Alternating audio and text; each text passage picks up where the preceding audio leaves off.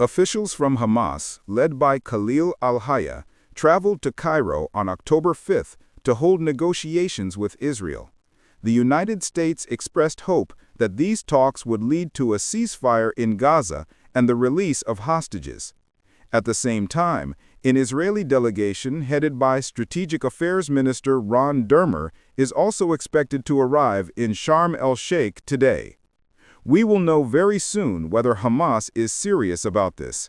That will become clear from the logistical details discussed in these technical talks, said U.S. Secretary of State Antony Blinken on Sunday. On the same day, former President Donald Trump stated that the negotiations were developing rapidly. He said in his social media post that the first stage must be completed by the end of this week, and I'm asking everyone to move quickly. In the first stage, the issue of releasing Palestinian prisoners in exchange for the release of hostages will be discussed. Earlier, Trump had proposed a 20-point plan aimed at ending the fighting in Gaza, securing the release of hostages, and determining the future of the territory. Both Israel and Hamas have expressed agreement with certain parts of the plan. Trump said he had received a response from Hamas, indicating that the group was ready for lasting peace. He also demanded that Israel immediately stop bombing Gaza. However, the attacks did not cease. On Sunday, airstrikes and tank shelling across the entire strip killed at least 19 people. Both sides are exhausted from the war. While Gazans have met the talk of a ceasefire with both anxiety and hope, Netanyahu is facing heavy pressure. On one hand, there are the families of hostages and a war-weary public. On the other, politicians demanding the continuation of the war in Gaza. In particular, Israel's National Security Minister, Itamar Ben-Gvir, has threatened to topple Netanyahu's government if the war in Gaza comes to an end. On the night of October 5th, Russian forces launched another large-scale attack across Ukraine. According to President Volodymyr Zelensky, the Russian army used more than 50 missiles and nearly 500 drones.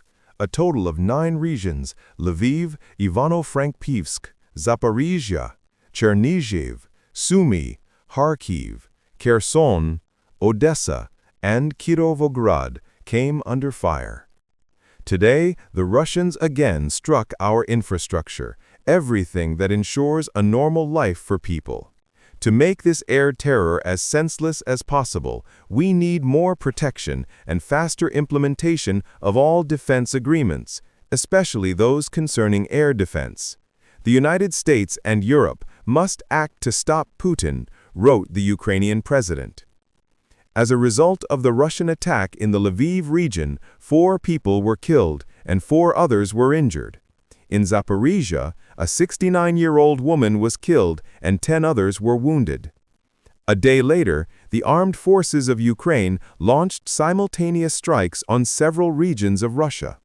Reports on social media mentioned explosions at an oil depot and fires at a power plant. Officials announced restrictions at the airports of Tambov, Yaroslav, Kaluga, Krasnodar, Sochi, and Gelendzhik. Reports emerged on the evening of October 5th that Ukraine was shooting down unidentified aircraft and that airspace had been closed over several Russian cities. Local media reported hearing more than 10 explosions in the skies over Dzerzhinsk and Nizhny Novgorod, where a chemical plant is located. Ukraine is said to have mainly targeted oil depots and thermal power stations. As a result of Ukrainian drone attacks, fuel shortages in Russia have worsened. In particular, in recent months, nearly 40% of Russia's oil refining capacity has been taken out of operation, with some regions limiting fuel sales to no more than 30 liters per person.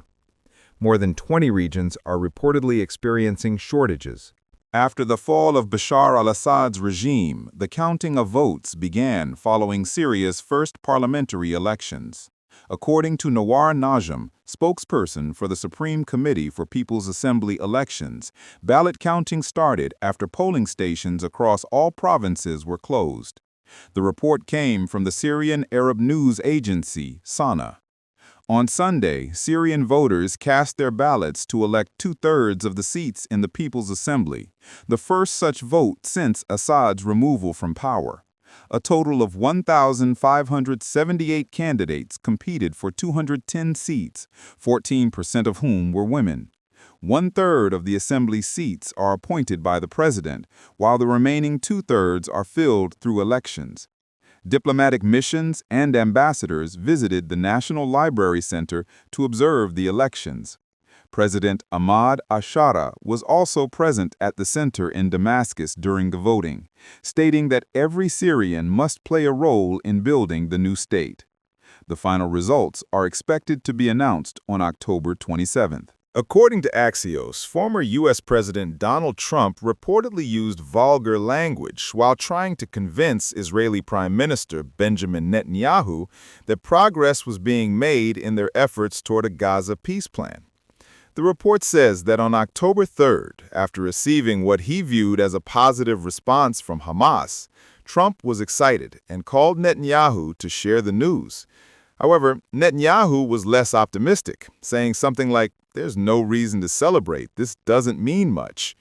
This reaction apparently angered Trump, who replied, "I don't know why you're always so negative. This is a victory. Accept it." On October 5th, local elections were held in Georgia. After the votes were counted, the Georgian Dream Party announced that it had won in all municipalities. Most opposition parties boycotted the elections and called for rallies under the slogan of overthrowing the government peacefully. However, during the demonstration, some organizers urged people to the president